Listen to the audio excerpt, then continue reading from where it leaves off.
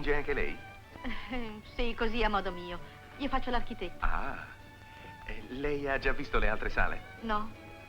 Non vuole accompagnarmi? Sa, penso che questo sia un genere di pittura un po' aggressivo per una persona sola. Volentieri, ma Vede bene che i suoi amici hanno altro da fare.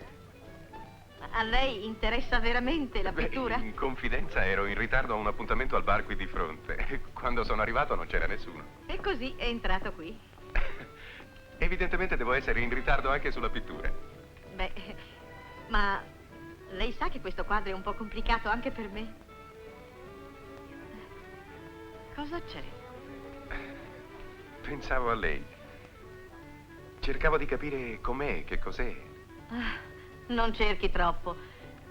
Sono una qualunque ragazza borghese laureata in architettura. Ah, e quindi avrà già fatto un bel progetto per l'avvenire? Ha linee esatte? Certamente. Per esempio, sono fidanzata. Il pittore? Oh, Sergio? No, un mio compagno di lavoro, un ingegnere. Capisco.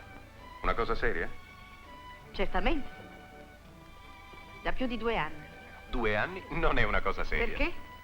Se fosse quello l'uomo della sua vita non l'avrebbe fatta aspettare tanto. Beh, può darsi vi siano delle ragioni.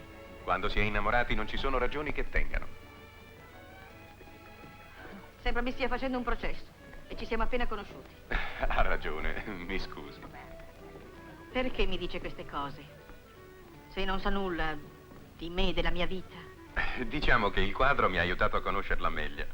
Tchaikovsky diceva di se stesso: rimpiangere il passato, sperare nell'avvenire, non essere mai soddisfatto del presente.